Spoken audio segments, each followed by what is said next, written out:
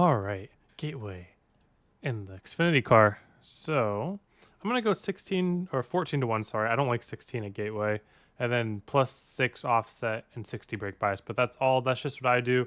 You really, especially on the steering offset and steering ratio, can just go whatever you're comfortable with. Brake bias, you may want to go a bit higher because we are gonna go hard on the brakes into turn one. That's a thing at gateway. So if we're going to be hard on the brakes in turn one, you might get a little bit sketchy if you have your brake bias too low.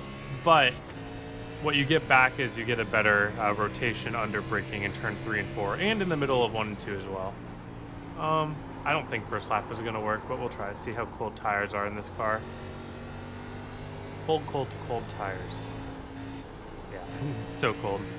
So we'll warm up for a second lap. So pretty brave on the braking here. I'm trying not to slide up. Probably the best, you can let it slide up a little bit and then turn back down. That's probably the fastest way to do it. In terms of tire saving, you don't want the car to slide up usually. We'll do a little bit of a run-up line here. Tires feel up to temperature, not have the amount of grip I'm kind of expecting. Just go for that late exit. Try not to get too loose. All right, so we'll be a little bit brave into turn one here.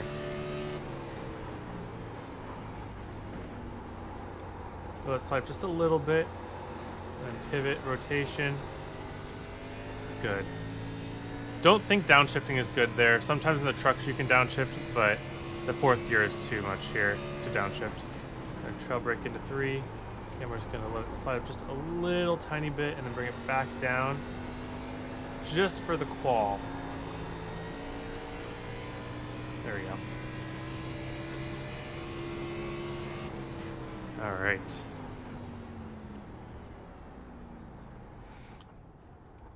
There's probably a little bit of time to be gained in that. I do not think shifting will be a thing in the Xfinity cars. Maybe late run.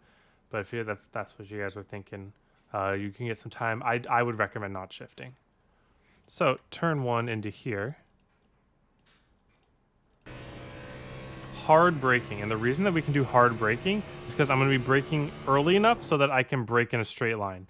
Notice how right before I brake, I do a little point of my car to get my car aimed down the hill, but then I go hard braking. The straighter I can get my wheel, the harder I can brake, all the way up to like 70%. Though here I can do 50%. Oh, my laundry's done. I hear the jingle. Hey.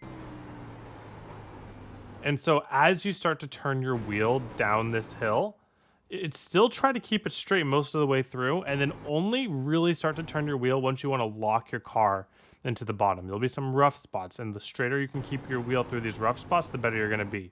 But then notice the moment I turn my wheel down to a trail, and then the car will slide up just a little bit if you're carrying a little more speed. For qualifying, you probably want to slide up a little bit, but maybe not. It's probably just as good to keep it all the way on the bottom, but you don't want to underdrive the car because that loses a lot of time. So just carrying a little bit over speed. And then max steering, I can only go to half throttle. Wait until I can go less than max steering, and then I can go to full throttle. Again, doesn't sound like gear is necessary. All right, this I'm going to be braking slightly less, but still, again, the more I brake, the more in a straight line I want it to be. This is going to be more of a traditional trail braking corner. Again, let a little bit of a slide up. Similar technique, but we just have longer braking into turn one because it's a lot tighter. And then earlier throttle in turn 3 and 4 because you're able to get the car settled earlier. Make sure that on both ends, your car is turning back down the hill by the time you get on the throttle. The last thing you're going to want to do, or the thing you don't want to do, I should say, is that when you get on your gas, the car just slides up the hill. And you'll know that it's doing that when your nose isn't allowed to turn back down towards the curb. Slightly, but it could be pretty obvious too, before throttling up. In terms of long run, I'm just going to get right out here. In terms of long run, I really think that rolling the bottom is going to end up being the best. Oh man, be careful of your lap one. That right rear tire has no grip on cold tires.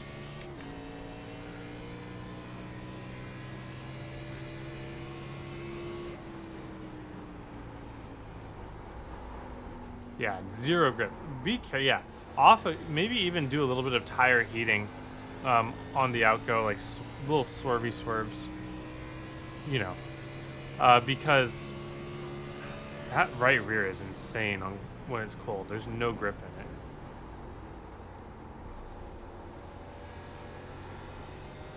The key difference when you slide up is to not fight the car and then just let the car exist where it is. Maybe somebody will get to your inside, and then maybe at that point you need to defend it. But you're probably better off just landing the car and really just parking it on the bottom.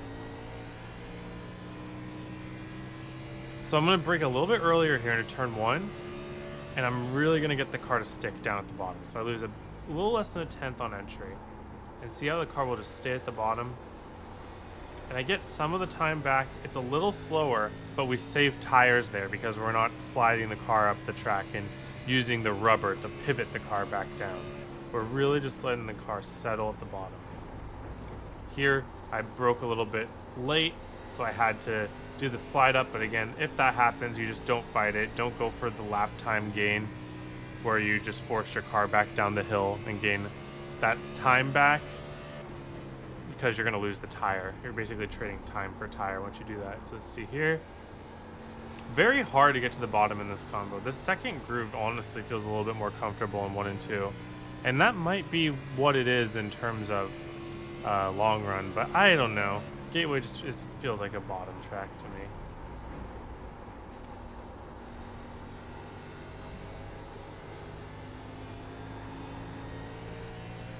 Three and 4 is definitely a lot easier to get the car at the bottom. Let me just try a lap where I approached the middle as if it was the bottom. So yeah, no slide up. Oh man. Wow. I think it's about even. Definitely won't be a thing in 3 and 4. 3 and 4 is the bottom. That bumpy patch is rough though, for sure.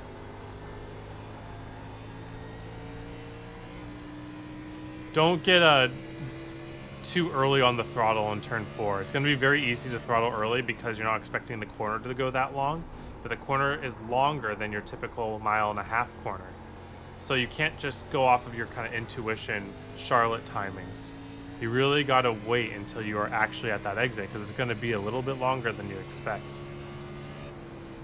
I was a lot slower on that bottom of 1 and 2 than I was the lap before on the middle. So in that case, maybe 1 and 2's line is that middle line. And that would be good for defense as well.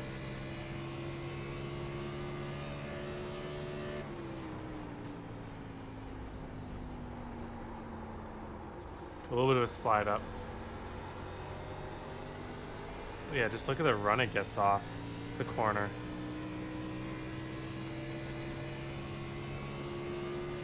Full 10th.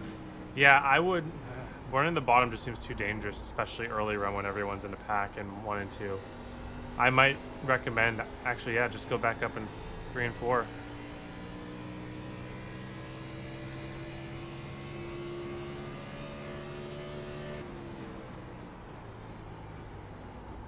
Okay, let's try to keep it a little bit down.